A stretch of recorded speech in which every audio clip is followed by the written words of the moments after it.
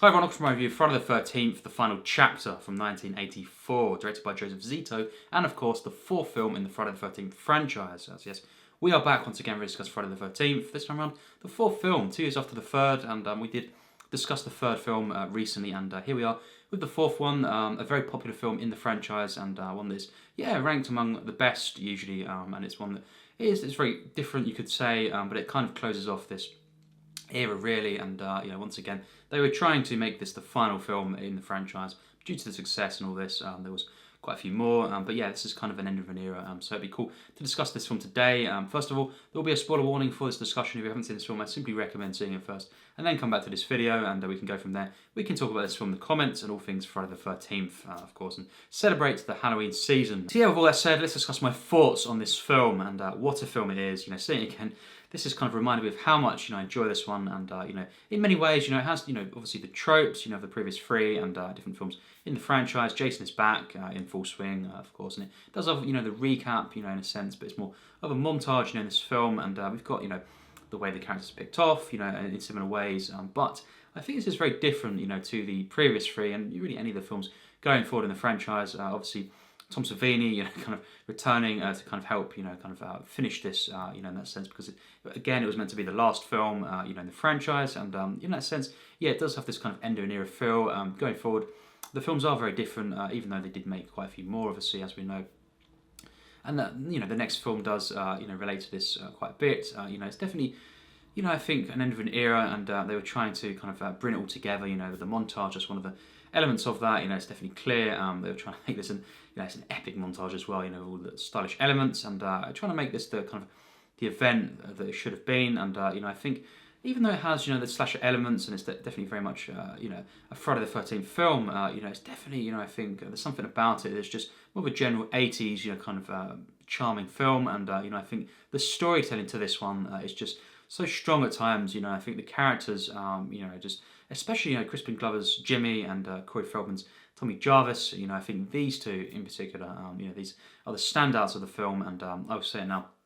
These two particular characters, I prefer to any of the other characters in the franchise. So it has that going for it. Some of the characters are not as good. Some of the background characters, they're just kind of there, just like some of the other films, and they are, just as kind of throwaway at times as some of the worst characters. Different films in the franchise, but I'll take the best characters in this one over any of the other characters really in the franchise, and I'm just so invested in them, and the way the characters are introduced, they're set up, the storytelling to this, the script, just the kind of it has that feel, it has the gradual, patient feel of just a general 80s blockbuster in that sense.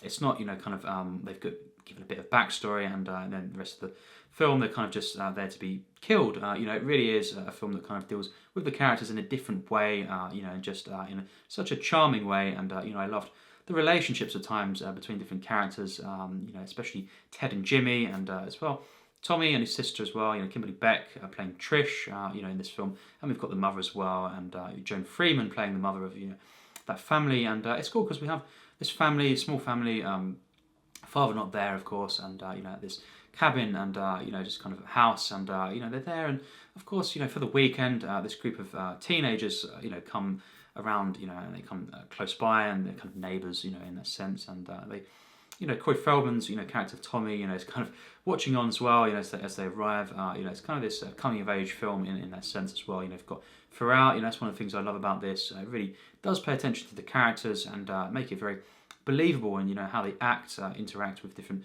individuals in the film, and how they acting as well, just from Jason coming into this and trying to pick them off. I think very organic with a lot of these characters, like Crispin Glover as well. He's just kind of this guy who is quite awkward, and kind of trying to find his way, and it's quite it's very sad when he dies, because I do think in this film he should have made it to the end. Jimmy, I think I definitely think it should have been him, Trish, and Tommy as well at the end, if it had been more than one person, which it was obviously, and I think the fact that he was killed off, obviously it was in itself a really a gruesome kill, and it's well done, but I really got quite sad again, and annoyed and frustrated. It's like sometimes with these films, they don't really know how good of an actor and kind of character they're onto, and just kind of these early roles for for these classic actors. Of course, Crispin Glover went on to be in Back to the Future, one of the best films ever made, and he was a legend, in so many films, and he's a legend, of course. And it's a shame because an early role for him, and I think he should have been in the film for to the very end, of this, and because again, yes, it feels like they just don't really know what they're onto, and it's kind of this. He was in the film for over an hour, so I'll definitely take that. And so many moments with him as well, the dancing and just. Throughout, he elevates the film. He is, really the star of the film. Actually, you had to pick one, and it's just he makes it, so special to me. This one, and I think we did get more of an hour of the film, with him. So yeah, that was great to see. But yeah, I think the way the film starts out with a montage, of this, very different to the previous three. Although it has obviously the kind of recapping in that sense, showing different moments from those films. It doesn't really make sense because we have obviously two, scene from that where Paul is talking about Jason, and we have this, even though we've got characters from 2 and 1 and 3 all being killed off while the narration is going on, so it's kind of this wacky mashup, but it is epic, and I do love that moment. And then we have Jason in the morgue and all this, and thinking he's dead, and him breaking out, and that is the rest of the film. Him going to the house, to the area, of course, in the woods. It has a very different feel, in the location, really, and the way it's shot. I think, as I say, more autumnal, and just the way that the kind of woods are portrayed. It's just very differently shot, put together. It's more patient as well in certain ways, and we don't really have any kind of moments that where it's flat and it's just kind of characters walking around. There's a lot of character development as well with Rob, who is this. We learn in the film that he's the kind of brother of Sandra from Friday the 13th Part 2, and he's kind of just on the lookout for Jason, and he's trying to investigate this. He doesn't believe, all the things he was told, about her death and all this. And he's a really interesting character. And his, the chemistry between Rob and Trish as well. I really, really enjoyed. So we've got quite a few characters here that are well built up. That are well developed. And I think Erich Aronson as Rob as well. Is really good in this film. Really, really elevated the material. I think, and made it even more enjoyable, especially the interactions between him and as well Trish, but also Corey Feldman. Just the moment when Tommy is showing Rob his room, I really enjoyed that moment. You see him showing the posters, the toys that he has, and just showing him around the house, and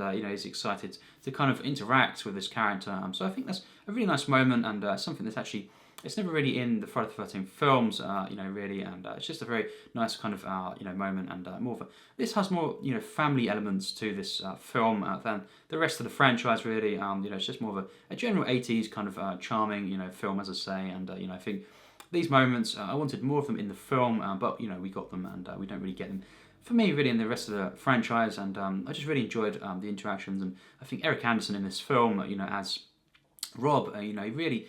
I think he was really good as well. So that's another good performance, and the interactions between him and Tommy, and as well, obviously Trish, especially. It was really good. It was really nice, and it was believable more than the previous film. Some of the interactions in this were just more human-like and natural. I think in the way it was done. It's just a very good direction here at times, and the script.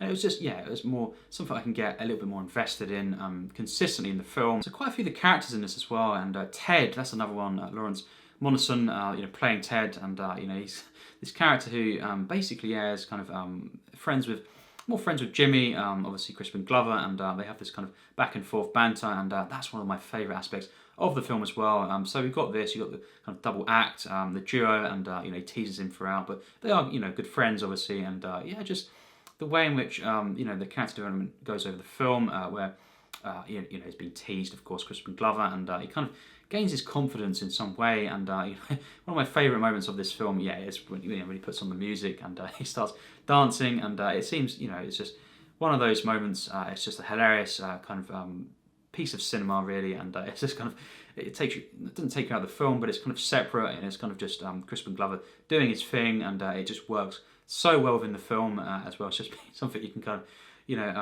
just escape into, and just kind of get lost in this moment when he's dancing, and he is so good in this film, and a lot of the kind of moments in this as well, it seemed like they're improv, just the way he kind of takes to the material and kind of makes it his own, is really something else. A lot of the characters in some of these films, not all of the films, they kind of just, it seems like they're just there, as I say, to kind of be picked off, and there's nothing necessarily wrong with that, and I think they can be charming characters, enjoyable on a surface level, kind of way, and I think definitely there's some well-developed characters in other films in the franchise, even ones obviously we've mentioned, but yeah, I think in this film it's just a bit more, it's a bit different. There's a step up to this, and I think just the way in which these characters are kind of developed is really something else. And as I say, the performances, at times, I think are really good.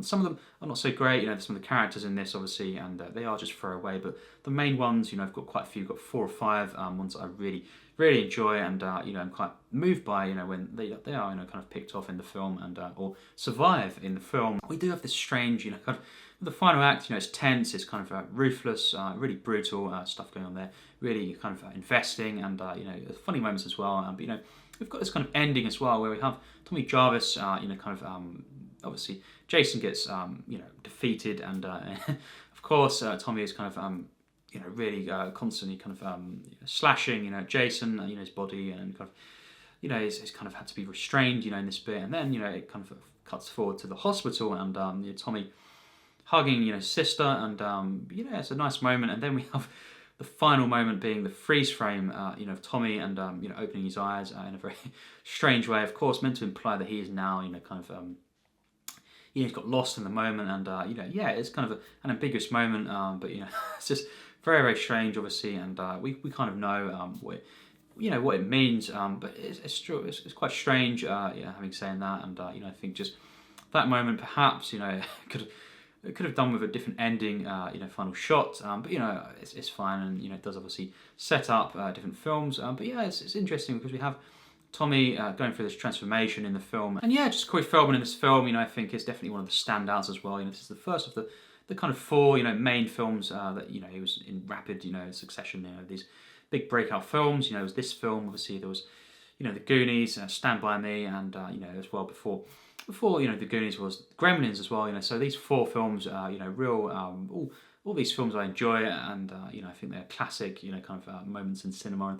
And it did kind of launch his career, this film here, and it was one of those 4 films. Obviously, he'd be in The Lost Boys as well, which I've seen, and quite a few different films and stuff going forward. But this is the kind of one. This is the first that was released, of those main films that were really just breakout, roles for him, and defining roles. So it's really cool to see this, and in this film, he just takes the material, and he kind of makes it his own, and I think just loads of different moments, in this charming moments, and it's just really nice to see, and I think the kind of motherly role as well that Joan Freeman plays, the mother of Tommy and Trish. I just really enjoyed this, this kind of family, the 3 of them. It's really relatable, to me, and just seeing the interactions at first, very nice, very peaceful. It's a film that I do get invested in. I think not just this family, but also the other characters, the teenagers that come to for the weekend to this location, and I just think especially Ted and Jimmy,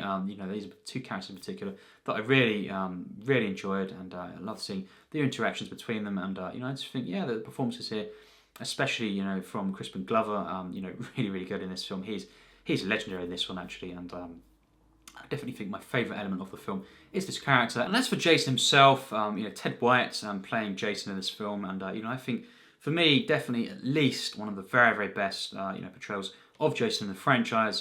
This is epic. His stature in this, his presence. Very, very kind of physical in this one. Of course, a lot is required as well of Jason. Kind of different moments in this film, and running and just kind of walking through the house and stuff. And it's just, I think, a great kind of balance of Jason. Kind of has this quirky moments, the charm, the comedy. In this with Jason, and also just the kind of brutality, his presence. It's very menacing, and so well done. And I think Ted White is definitely at least one of the very, very best Jasons in the entire franchise, and just the way in which he's slowly built up. He's brought back, of course, from the morgue, and previous film, obviously, 3rd film, and just I think the way he kind of it progresses. Very patient build up with the kills as well, and I think when the kills start to happen, it's really effective. Overall, it has consistently, I think, some of the very, very best and engaging, kind of kills in the franchise. I think it may not have, the absolute,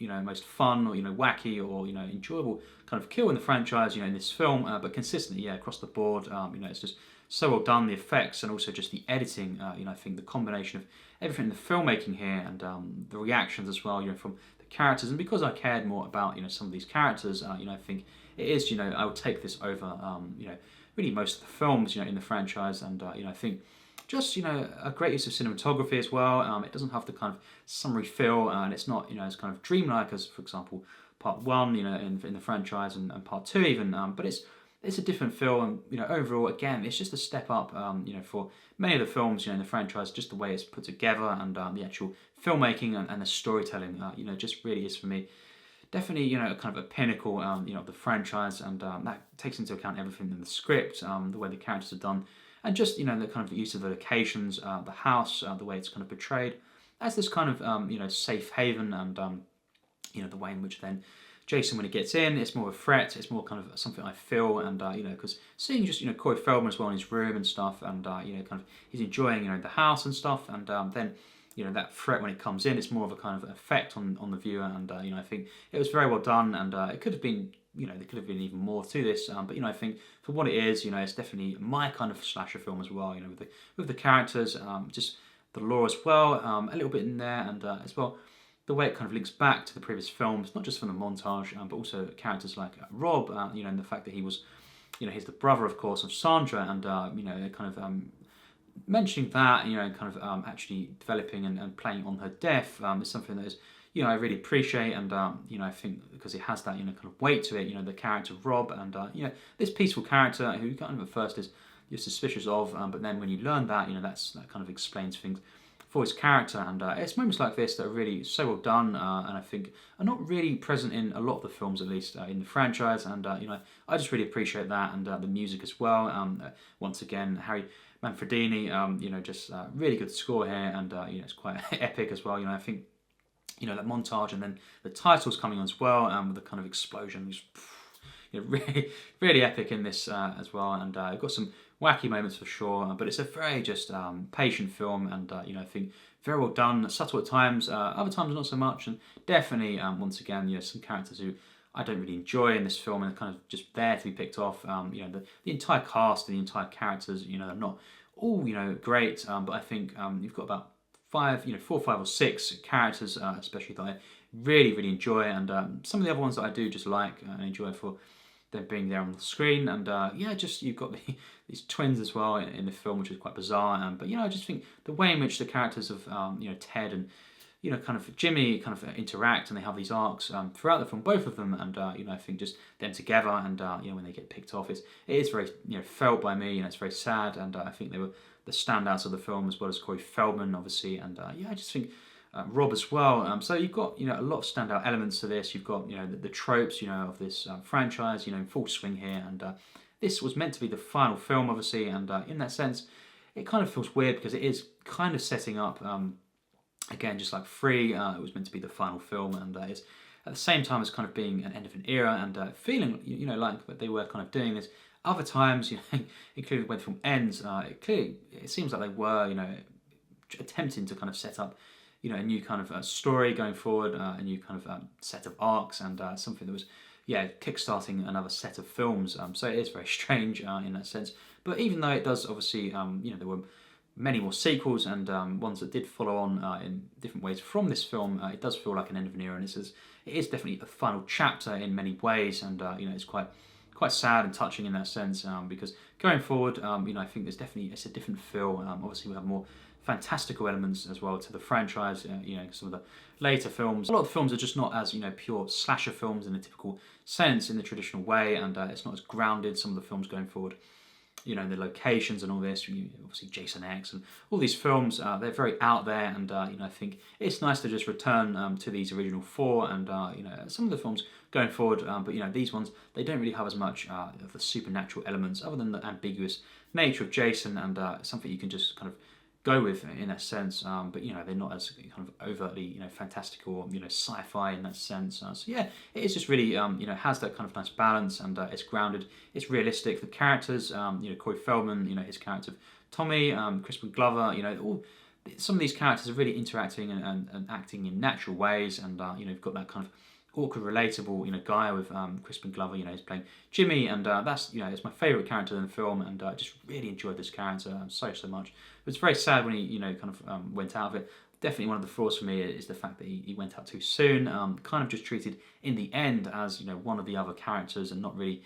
They didn't really kind of recognise his real special kind of element, and I think just in general though it's a nice film. It's a pleasant film, and really uplifting to see this one. And I do really enjoy this film. The effects, the kills in this, just the way the film, the tension does mount, and it's just very effective. Moments where it's kind of sustained tension, and I think as well comedy throughout. It's really it's definitely a hilarious film at times.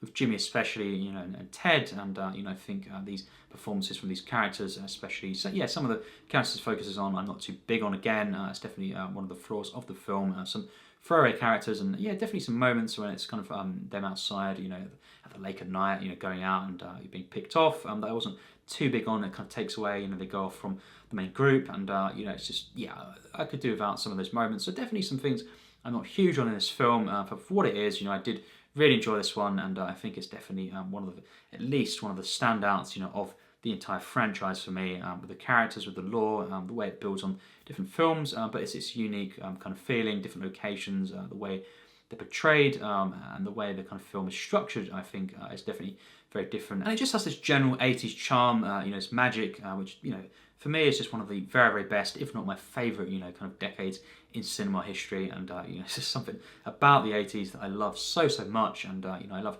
obviously, the 70s as well, 70s and 80s and 90s as well. And obviously, I could then go through all of them, 50s, 30s, my favourites and stuff. But the 80s just has a particular special charm to me. It's the decade I probably saw, probably the most, I guess you could say I probably rewatched different films from the 80s, and yeah, I suppose the 90s and 70s as well. Kind of the most when I was a kid, and just gravitated towards this decade the most. The charm, the kind of magic, the look of this. And I just love 80s slashers. Kind of it has a charm to it. More of a peaceful, kind of soothing nature to watching these films. And yeah, this is once again a film I really enjoy. And wrapping up now, I think this is definitely at least one of the pinnacles of the franchise, and I just really had a great time watching this again, on Saturday, and just what a great film to kind of watch, put on, and to kind of ease into, and really definitely some flaws and some things that I'm not big on, but overall this is definitely at least one of the best films in the franchise. So overall, my rating for this film is a 72%. So a really high score for me actually, and one that I think has grown on me a bit more. It kind of it's a one that at least I remembered how much I enjoy this one, and I think just some of the characters, as I say, the standout ones, I would take over really any of the characters in the franchise. I think it's one of the best, at least, depictions of Jason, in the entire franchise, and just the way the music is done, and the cinematography too. The visuals, just the nice feeling it has, the atmosphere, and just the hangout feeling. It's got a lot of different things, moving parts, and it manages to kind of work and blend together for the most part. Definitely some throwaway characters again, and ones that it's not the best of kind of acting going on, but I think in this film the standout characters are the ones that I really gravitate towards, and I think they are well developed, they're well written. I think the performances, especially from Crispin Glover and Corey Feldman, are just standouts, and really special stuff in this film, and it's definitely a shame that in the final act, you've got before things really go down, Crispin Glover being picked off, his character of Jimmy, but I think other than that, the few things in the final act, that I would have, liked to have been different. I think it is very satisfying in the end as well, and it does have quite, a bit of closure in this. Ambiguous in the ending, very bizarre moment, but I enjoyed seeing Corey Feldman's character Tommy kind of, he shaves his head, obviously that whole moment there, and he kind of goes down once again to kind of trick Jason. So it's got these wacky moments for sure, and definitely things. I think definitely have issues with the film, throughout, and some things that I would have liked to be different. I think some of the characters are not great, and definitely some cheap moments with some of the characters, and just not really to my liking. But overall, I think this is one of the pinnacles of the franchise, and just I think some of the characters I really related to, and just enjoyed seeing. It's got that just typical 80s charm as well, that kind of just is so nice to watch, and real just an enjoyable slasher film. So yeah, that's my thoughts on this film. What do you think? It'd be great to hear your thoughts on this film. What's your experience with this one? How does it compare for you to different films in the franchise? As I say, it'd be great to hear your thoughts, and I look forward to reviewing the rest of the franchise on the channel. So yes, as always, take care and thanks for watching.